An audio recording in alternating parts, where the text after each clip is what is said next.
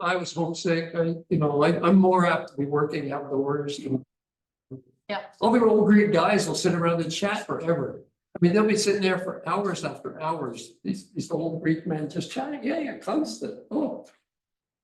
Bus.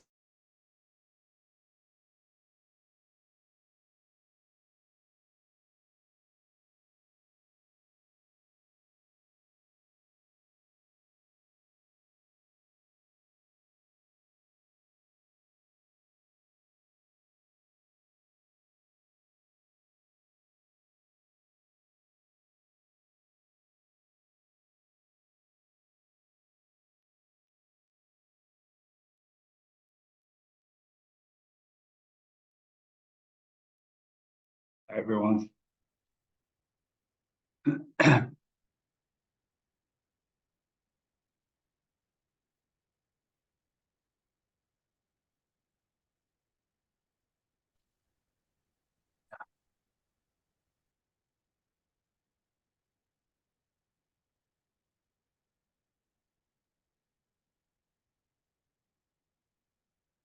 you guys have your sound on? I can hear you, Peter. Thanks, Emily. I figured you could. It looks like they have theirs muted. Oh,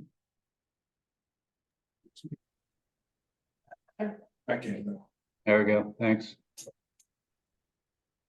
I was on my way to come in person and I was on autopilot and I forgot to check routes that were open or not and realized I couldn't get there. So here I am on virtual. When I heard Plainfield's got wiped out pretty good. Yeah, I was down that way this weekend and it's not a good scene down in Plainfield. I tried to go up through Route 12 toward Elmore and that was close. Yep.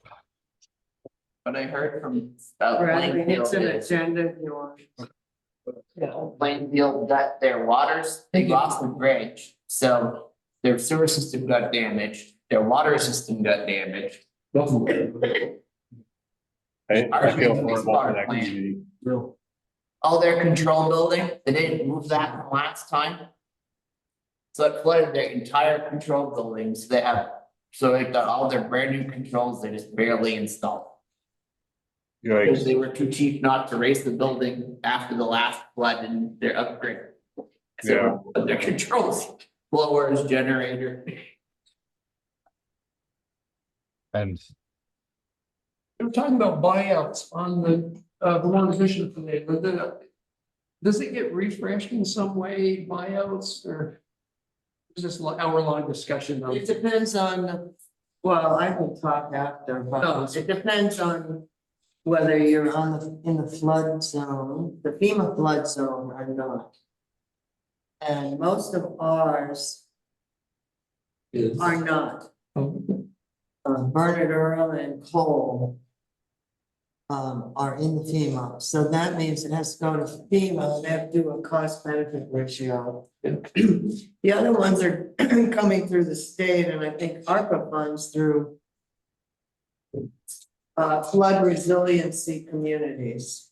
Yeah, yeah, And I have 3 that have been approved, just waiting for the title search. I wondered if it got reinstituted in some way because of this latest flooding, but I guess not yet, at least. Thinking about that Well, house. hasn't even been declared yet. Yeah. I've got drone pictures of the next morning, if anybody wants any of those. Are we having a problem with the sound? Is that what's going on? Should be good.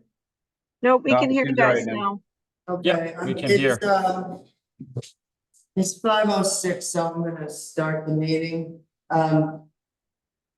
Jim is not able to meet with us tonight, so he asked me if I would lead the meeting. So we're going to, so I need a motion to accept a last meeting's minutes. I'll make that motion. Second, A second. do we have any further discussion, corrections on those minutes? Hearing none, all those in favor? Aye. I, Opposed? Abstaining? So carried. We are going to welcome Bradley officially as a wastewater committee member. Welcome, Bradley, thank you. Not poor, but not quite the replacement we need for Tricia, but you know. We're We doing. all have our own gifts. Yes, that's right. We'll get you, we'll find out yours. But Bradley has been working with us and on outreach unofficially, so he's an official member. So moving on, an update from Peter and Amy on the village resident mailings, soil tests at the school and surveying schedule. Yeah, we're kind of making progress in all of those. We kind of did 2 rounds of mailings. One, both went out and, I don't think we've heard, well, Alex has been out, sick, so I don't know if he's been getting any yet, but hopefully we start getting some responses soon on those. Last week, we, did 2 things on Monday. One was dig test pits and do soil testing at the school. That went very well. No surprises at all there. So that was good news. We met with members, several members of the indirect discharge program, as well as a couple folks from the water supply division. We took a look at the school's water supply and sort of did a walk around of the site to start to understand the geology of the site as it pertains to the hydrogeologic study that our sub-consultants starting to work on, to demonstrate that this system will not impact the school's water supply system. So it was a great kickoff meeting. I think we have a pretty good plan of attack, and that's advancing.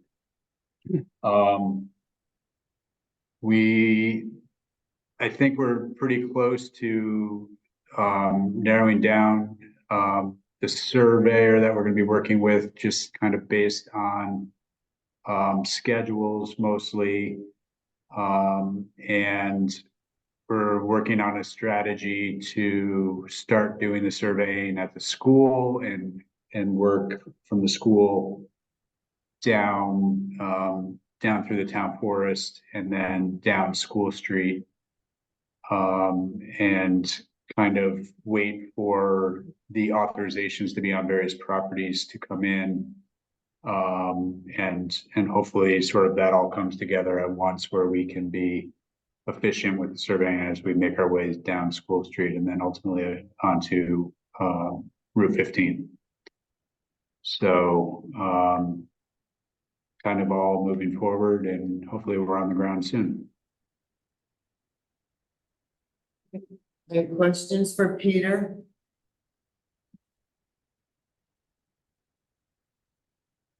Anyone online have questions for Peter?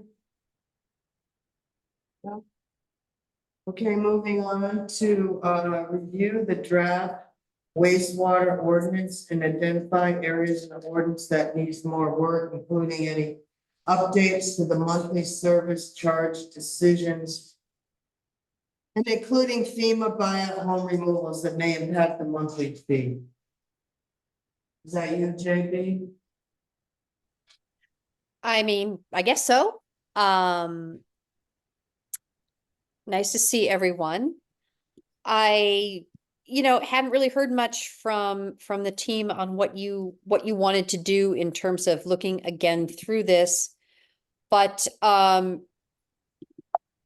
we can certainly keep going and take another look.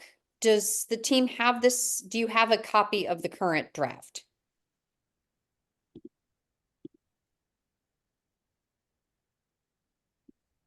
On the website, Brad is gonna look real quick.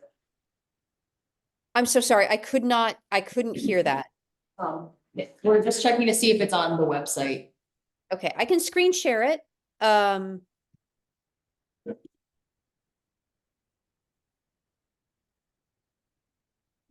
If it's helpful, I can throw it up on the screen if that's even, Yeah. shoot, it says host not allowing multiple sharing for this meeting.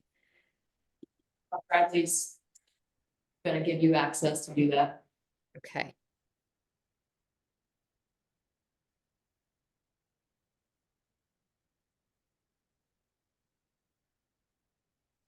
Okay, great.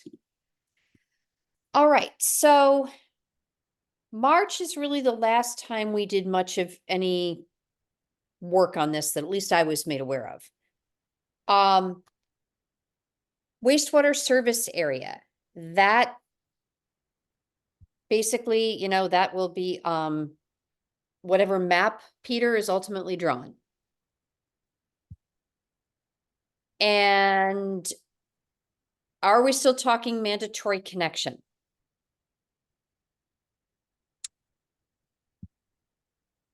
This point, unless there is an exemption in there. Okay, yeah, I mean, there are some exemptions. No cost to connect during construction. If that assurance was made during any of the public meetings, certainly that should be stay in as part of the draft.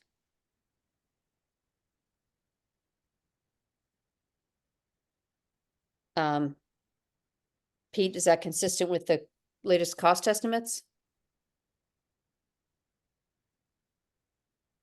Sorry, I missed the specific. There's no, the idea is that there's no cost to connect during construction, Yes, that's correct. Yes. okay? And in the future, this one is sort of a future, once the community wastewater system is connected, some people could be required to connect in certain circumstances where there is a public health impact.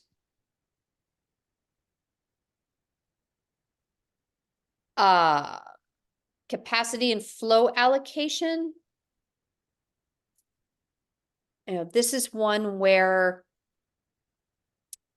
we'd propose to reduce that allocation requirement for studio and 1-bedroom and 2-bedroom units.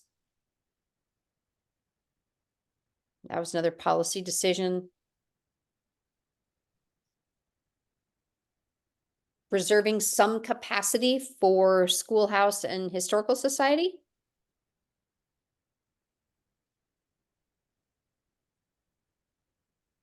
Allocating capacity is first come, first served. And again, unless we foresee capacity limits, that's usually the sane way to manage wastewater capacity.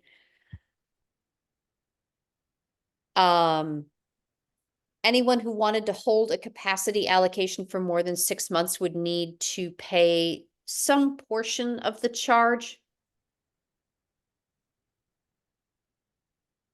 And now that there will be a system, the Board of Sewer Commissioners, I'm assuming, Linda, this is really up to Select Board and up to the members of this committee.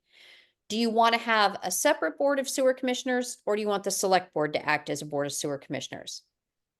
It's Be up to the board, but personally, my vote would be sewer commissioners. would be separate. Yeah, members of the community that would oversee that. Okay. You do have to decide if they're going to be elected or appointed, kind of like running for fence viewer and weigher of coals.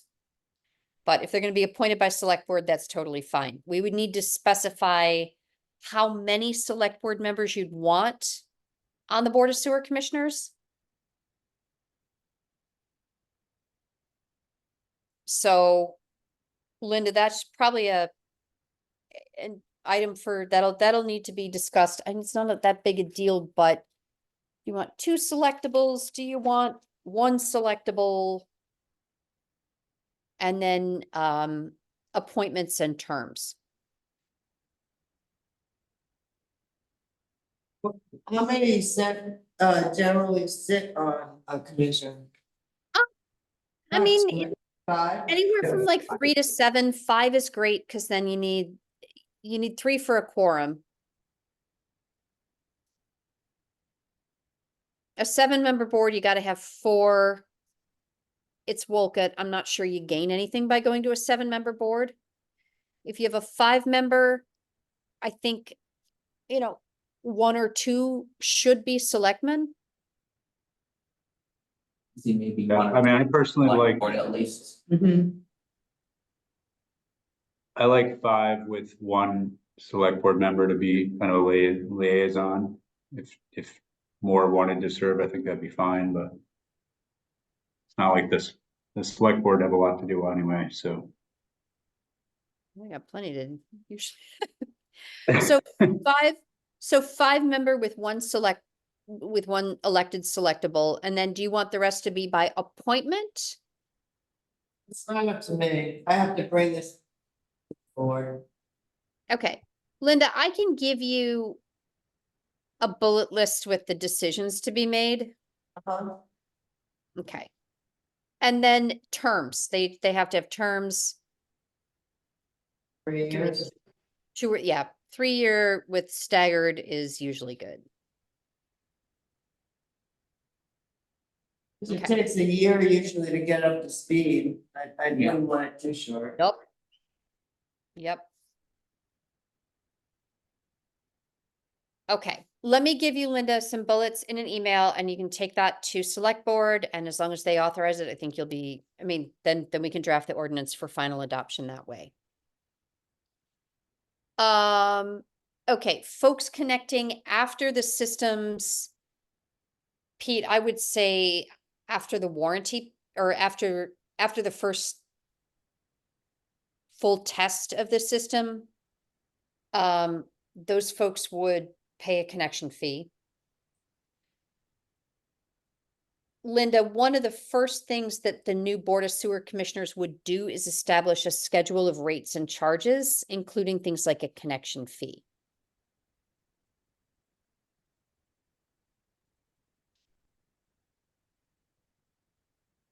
So you're thinking that in our fee schedule, that there would be a connection fee and a rate fee?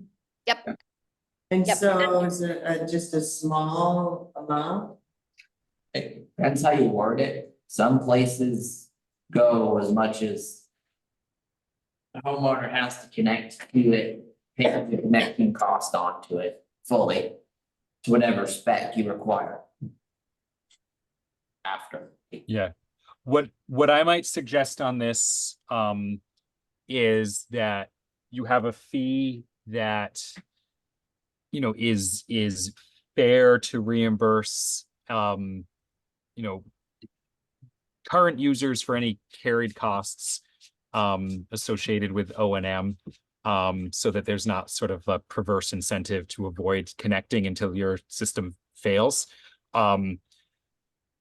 And then you have some ability for the select board, to modify that on a, case by case basis with some guidance of, hardship or meeting some, publicly stated goal like job creation or housing. But that the fee that you not lowball the fee to make sure that all costs are covered, since you have made pretty clear to the public that you want to avoid taxpayer impact and keep this affordable for ratepayers. Did that make sense, JB? In terms of structuring the fee? It would if we were, generally speaking, you want folks to pay something as a connection fee, recognizing that others built the system and they are, contributing towards the cost that was incurred to put it there. Your ongoing fee, especially in Wolcott's case, is really going to reflect operation and maintenance. So I would say let's look at, and then, the complexities that Seth described. If you want to financially advantage affordable housing or something else, sure. Could the Board of Sewer Commissioners waive the connection fee? Yeah, but there's a cost to get that system there and make it ready. So have the authority, but you know, I would be judicious in issuing fee waivers. Everyone will ask for one, everyone. This is So, an annual fee, no, it's a one-time fee to connect to the system. but I thought we were telling them that it was free if they connected It's during free construction. until the system is operating. Oh, This is after the system, after Pete and the engineering team have tested the system operate and it's operational. Then you pay to connect. you hadn't already agreed to. If you hadn't already agreed to connect. Correct. Right, this is after it's built. After it's Okay. built, after all the people who've said yes today have connected. Then you start charging people to connect. And, you know, I've seen everything from $250 to $2,000 in the Williston, South Burlington, Colchesters. It's in the thousands. It's part of the price of your housing unit. So you can keep it modest. There's a big benefit to the town with every new connected person who's paying rates. There's a, you know, a substantive benefit to have more users on the system, so you don't want to make it too expensive, but it's not free. So, but this is after construction, after the people who've already committed are connected, they run the test, the full test on the system, and the system becomes operational.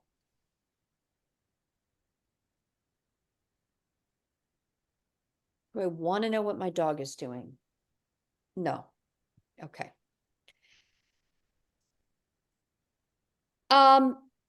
Establishing the user charge. Now that we've got hopefully a price tag, and how are we doing on signups and who's in and not? Do we have a more firm assessment of our initial year flows?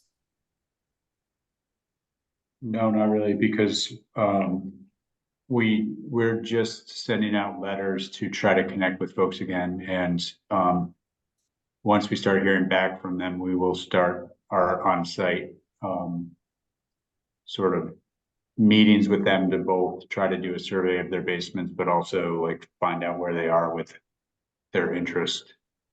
Okay. So I don't think there's not, I think really it's kind of not worth running another whole set of rate evaluations until those responses come back. Yeah, I kind of agree.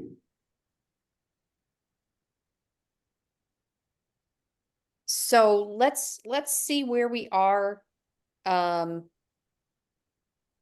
can see in the ordinance, make sure in there where it states every year the rate is adjusted for costs somewhere in there.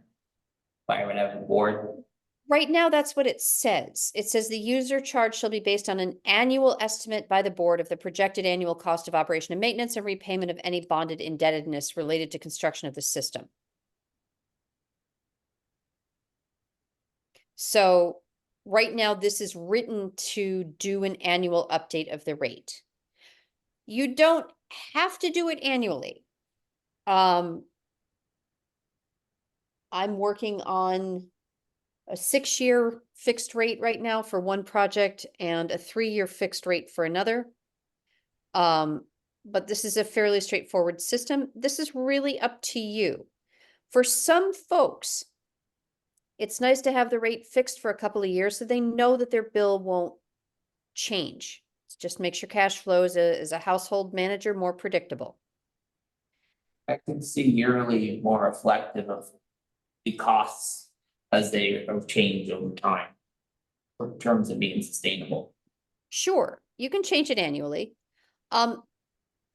You might see how it goes for a couple of years. Hopefully your first few years costs are fairly stable.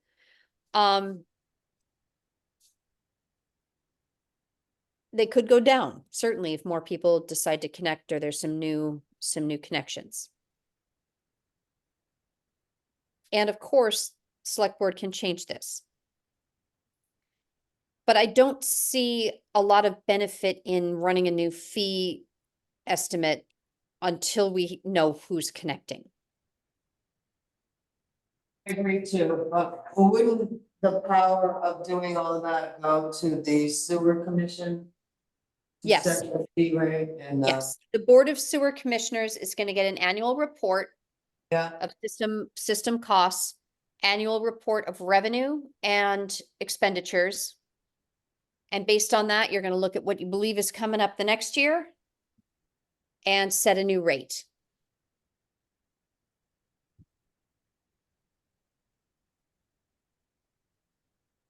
okay, we'll just hold off on that for now. Anyone has any other questions for JB? Thank you. Billing, just real quick, Bill, the only other thing in here, at some point we'll think about billing. And Linda, this is really a town operational question. Who's gonna keep the accounts? Do you want to send a separate bill or include it with something else? All this says, it's that you'll invoice at least quarterly, so people aren't getting like an annual bill for their sewer system, which would be, could be really big. So that's, the mechanisms are really up to the town, so long as you bill at least quarterly, but you can bill bi-monthly or monthly. It really just depends on what's easiest. Even the town clerk / treasurer could do that with tax bills. Yeah, whatever the board decides, so, personally, myself, I wouldn't want two bills coming at the same time, but that's a just further discussion to have. And the other thing is, there are state statutes about utilities, that even tells you what color paper you have to send your bill on and things like that, so we will review that state statute. I think that colored paper is when it's late. This, the 30-day, so it's where the 24 VSA 129, and 32 50 61 is about collection. But yeah, I mean, this is really up to the town, but no less than quarterly. Do you do your property taxes quarterly? No, we do, we only send one bill. Yeah, then it can't go on the property tax. I wouldn't want it to come that either. No.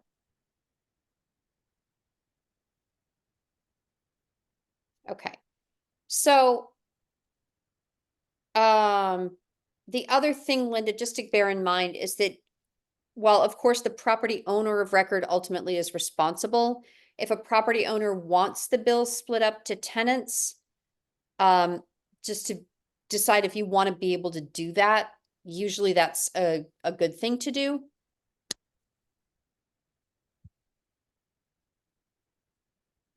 And then, yeah, that's it. Those were the big questions that were hanging out while we got this bond approved, so. I think right now it's the best things to do. Linda, I'll give you that, questions for the board in terms of constituting the Board of Sewer Commissioners. And then once we have a good idea of how many people with what uses, we can shape up that rate assessment and figure out what we're looking at for first year. Thank you. You bet.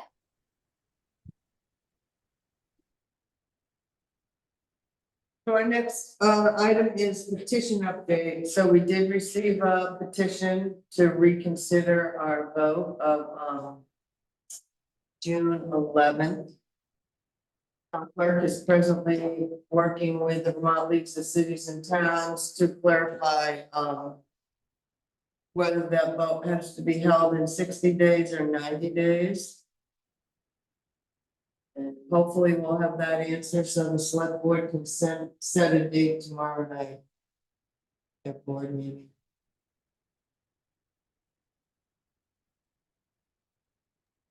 So Linda, did I just hear you correctly? This is Emily, that you guys are gonna have to do another bond vote? Yes. Thank you.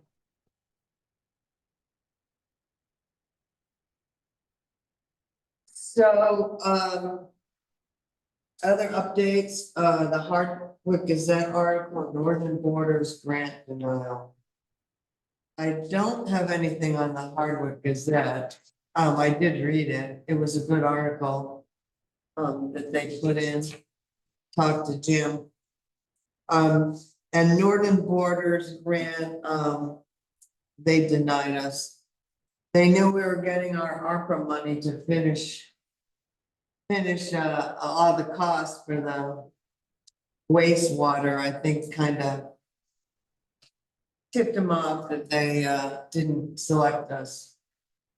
But I did talk with Senator Welch's office yesterday, and that's still his congressional spending request is still moving forward in Congress for 1.4 million. Now how much it is? Yeah. Yeah,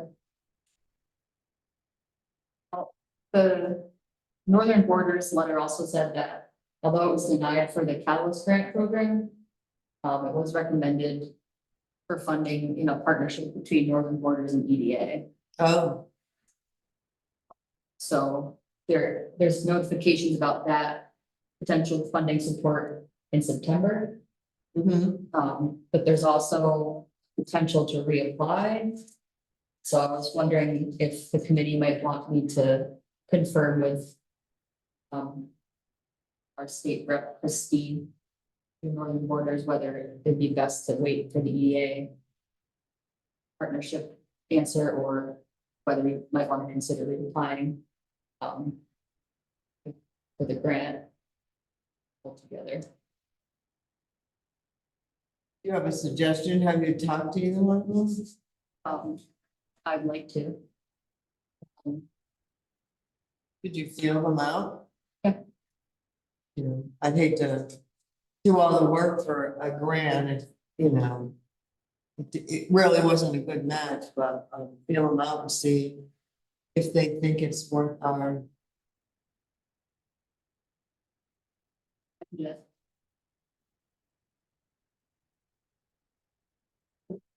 We would meet before, again, to authorize that, well, the select board will authorize that, and they moving forward, If you did another grant application, yeah. yeah. If that was a better option, then that pre-application would be due September 6th. Okay, so we have August. Okay.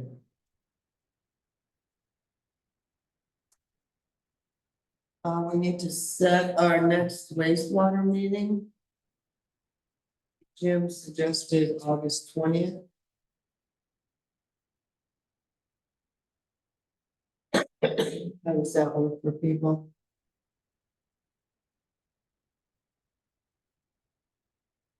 Fine with me. I should be here. I'm likely on vacation, but I'm sure Amy could fill in and give updates. So I think that's fine to stick with that date.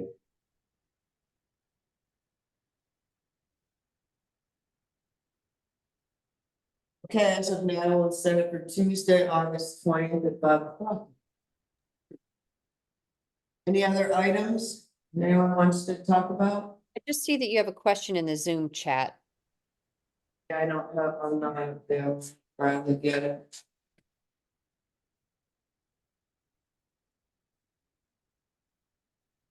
This is Mike. When exactly did they come up with the estimated cost of installation of this proposed system? Is the, yeah, 4 questions here. You want to? Yep. One at a time. There's four, I can answer the first one. We did an opinion of probable costs that's in the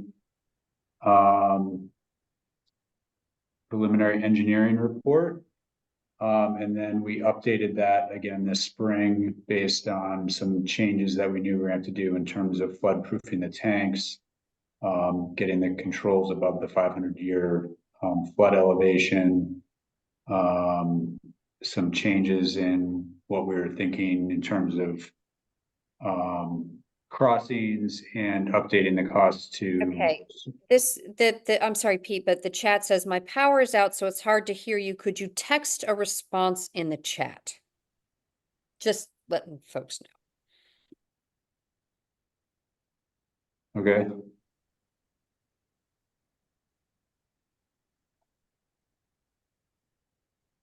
Would also offer that we'll be uploading this video to the website. We'll kind of provide a link for it with your answers.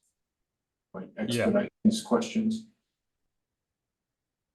And I do want to say you know, that I don't think the chat is recorded. So for folks who might listen to the recording, will not hear the answer unless we speak them. So there's multiple challenges technically here now. I just some feedback from the committee on how they want the support team to address this could be helpful. I am going to copy these questions and make sure that we have answers to these, at least on the website. Yep.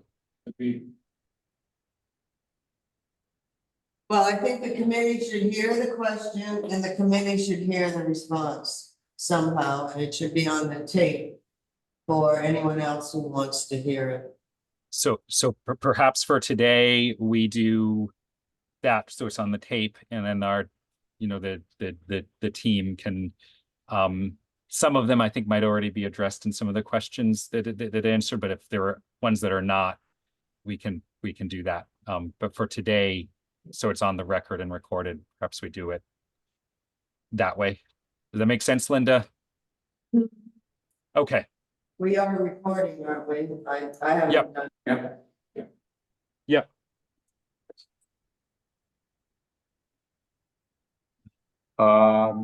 Okay, so what did we just decide? I'm gonna answer these in the recording, and then at some point we can write out responses to Mike. Yeah. I can transcribe them.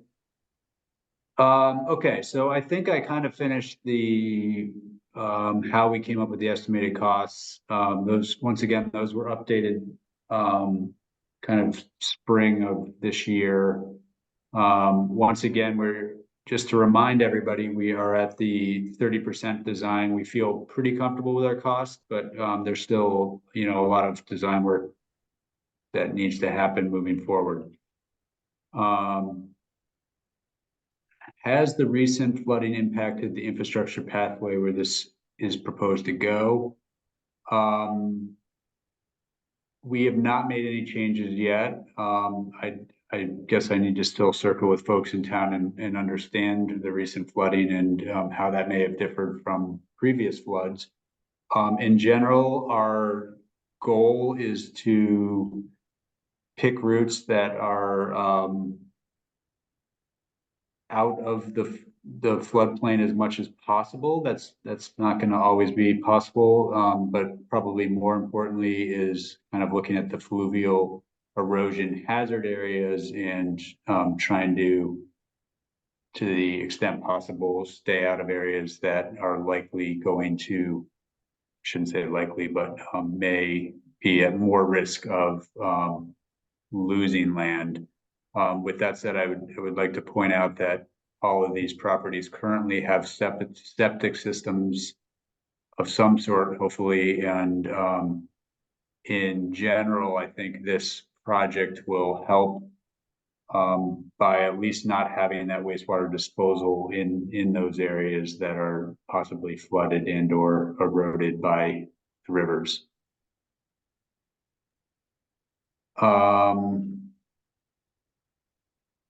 I'll let Linda chime in on the number of FEMA buyouts that are sort of in the works. And then maybe this is more of well, I'll comment on the last question, which is about more development and housing in the floodplain. And I guess I'll let the committee chime in, but I think the intent of this system is to allow flexibility in the village, so that people aren't tied into their existing wastewater flows. I don't think the committee or other folks are really envisioning significant development in the floodplain. And certainly anything that is developed in the future would need to meet any standards or regulations. So I guess I would comment that it's a little bit easier with new construction to flood proof and work around elevations of the various flood elevations. So Linda, did you want to chime in on the FEMA buyouts? So we have 5 properties, who have applied in the village district. Only 3 have been approved as of today, from last year.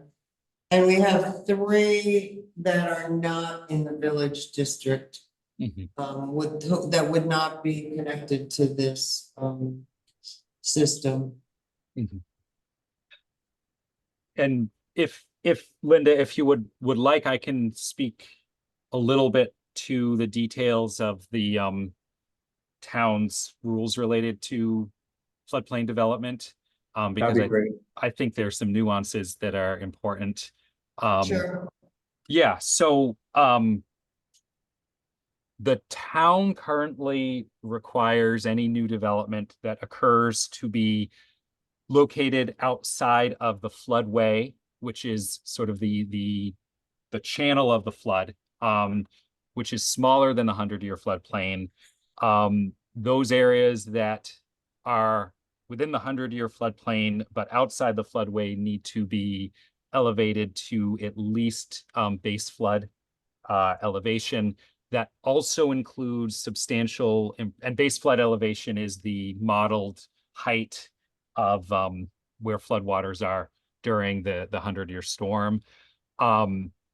So new development is prohibited in the floodway, the moving channel, and regulated to a standard in the floodplain, which is that wider area where water spreads out. One thing that is and I've worked on flood mitigation projects, including elevations throughout the region. Elevating a structure, flood proofing a structure is a whole different animal when you have a municipal connection than when you have an on-site wastewater system. And there are some folks in the village of Wolcott who have had their homes be safe, but had their on-site wastewater systems impacted. So this will enable those folks to have, safer conditions, and their neighbors have safer conditions when a flood does occur. It will also, frankly, make elevating some of these homes where people might choose to stay in their homes more straightforward. The other thing that's important to keep in mind is that development from a land use and wastewater perspective doesn't necessarily mean building new things. It can mean using what buildings that you already have differently. Under the town's rules, as well as under FEMA rules, when you do a major improvement to a building is when you need to do floodproofing or elevation. So by enabling more flexibility in how some of the larger buildings are used, the community is also incentivizing those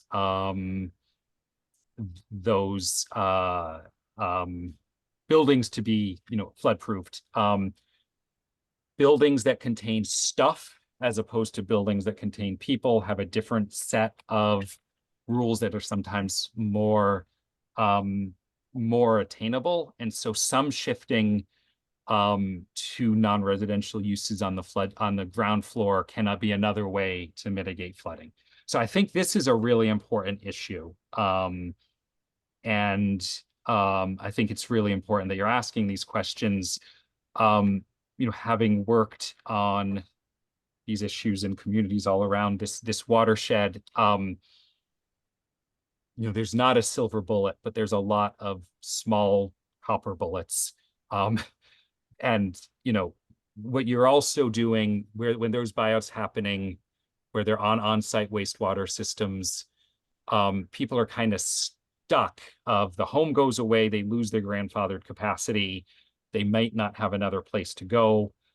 With this system, that grandfathered capacity is kind of accounted for by the system up several hundred feet above the floodplain, that can enable the community over the long term to think about where should new structures go that are in the safer areas of the village, because there are some areas that are safer. To your last question, about why haven't our engineers talked about the real 100-year floodplain, the rules for this are actually to the 500-year elevation in terms of protection of the system. That includes ballasting of the septic tanks. The existing on-site septic tanks will not be ballasted without this project. That includes the controls. Existing controls will not be elevated. That includes backflow valves. People will not have backflow valves without this project. All of those are built into the cost that Peter talked about. And LCPC, that's my organization, has been working with river engineers to develop a comprehensive model that takes into account some of these, all of these issues that is being used for planning. So again, these are all really important questions, and overall, I think keep in mind, to your last point, this project is floodproofing those elements that are funded by the project to the 500-year elevation, which is a significantly greater level of protection than the 100-year. And I don't know, Peter, if you want to talk more about those. Did I cover those specific details pretty well, or were there other engineering points on that you might want to add? No, I think you did a great job. I don't really have anything to add to that. Certainly, provide some, more detail into this. And I'd also be happy to talk to you about some of the flood modeling work that we've done.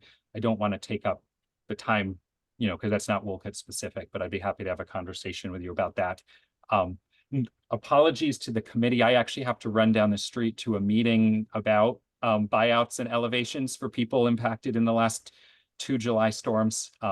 So if anybody has questions for me about flooding in the next 2 minutes, I'll take them, and then I'm going to run down the street. On behalf of the committee, I accept your apology. Okay. I'll see you all later. Thank you. Question, Oh, go for I it. have to go to that meeting too. Are you saying goodbye, JP, or are you saying hi? I think Waving to Seth. Good Okay. luck. There's one more question in the chat. And I don't know who can answer it. Can you all see it? Can Peter see it? Can you see it? We need to read it anyway. Okay. The flood of 1927 was much worse than the last floods. Why haven't your engineers and experts talked about the real 100-year flood when the waters were much higher up? That's probably my last question. The flood of 1912 went up to the second stories of those houses. There's a big difference from that in 1912. You have the, if you go up, you have the reservoir up by Danville. That was built after it. That actually regulates a lot of that river. So you actually, there doesn't get that full. They regulate that up there. Yeah. Then you have the Waterbury one. There's another one down somewhere further in the state. It's a bunch of reservoirs they built after 1912 and 1920 because it destroyed everything. And the towns have started building bridges with wider spans so that the water can get through. We're constantly doing that so that it isn't backed up. And And I would add, this is Bruce Wheeler, that I'm not sure the flood was worse in 1927. The land that I own in the middle of town, there was a sawmill there. And all of those buildings were not washed out. Just below the School Street Bridge. Those buildings did not get washed out. The covered bridge got washed out. So I really doubt that if someone thinks that the water was higher, I'd like to see some facts associated with that level of water that you're talking about. And I didn't take off my headphones, and I'm just gonna, one last thing before I go is that, our valleys have flooding issues, but our hills do too. And this last event, and there was significant damage to areas not in the floodplain from just the mountain of water that, fell in Elmore and Stowe and areas. And wherever you build, you need to build your infrastructure so it accounts for climate change. Where you have existing homes, existing people, existing infrastructure, you need to be planning for making that infrastructure safer.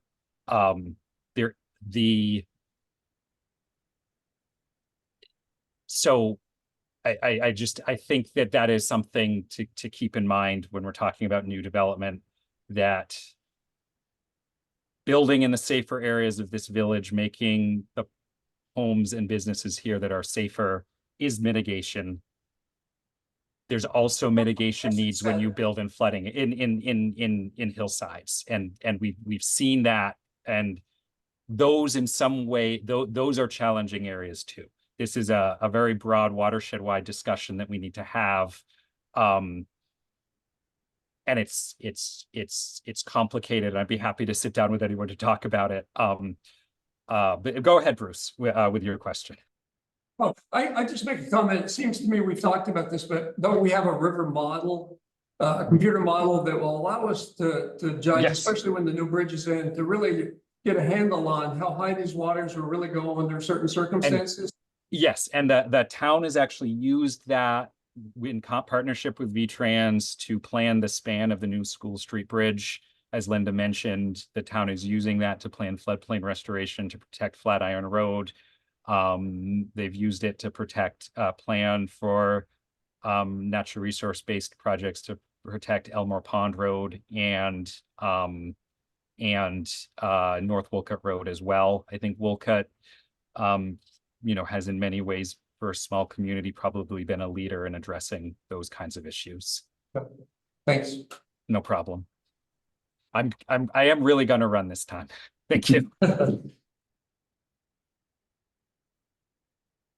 I guess I could just chime in a little bit more on this. I'm not sure if the questions are all about how high the floodwaters can get, but I will say that in general, the infrastructure is going to be below ground. So, inundation isn't going to be a huge problem.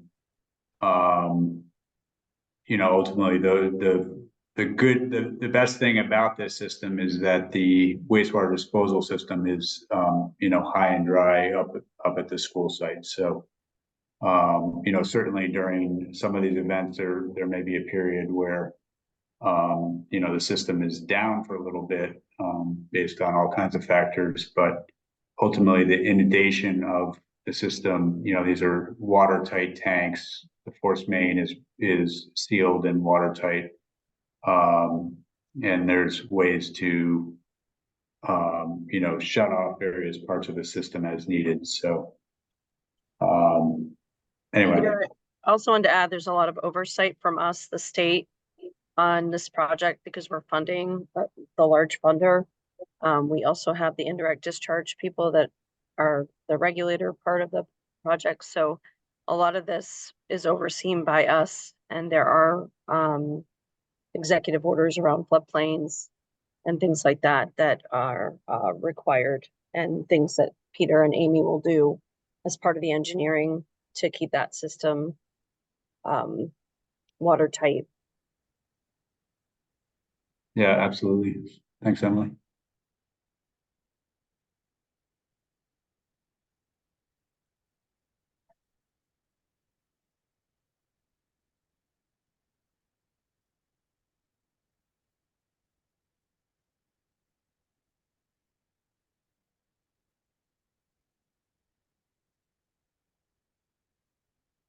Okay, we all set? Thanks. Right, thank you, everyone. John, if you have questions to the committee. We're gonna adjourn at 5:57. Hopefully we can get home before the lightning hits.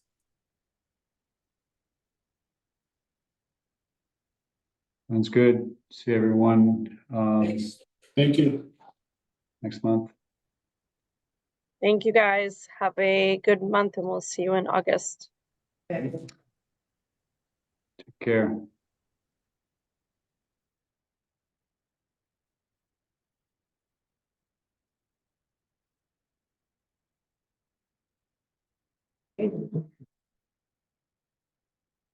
Yeah.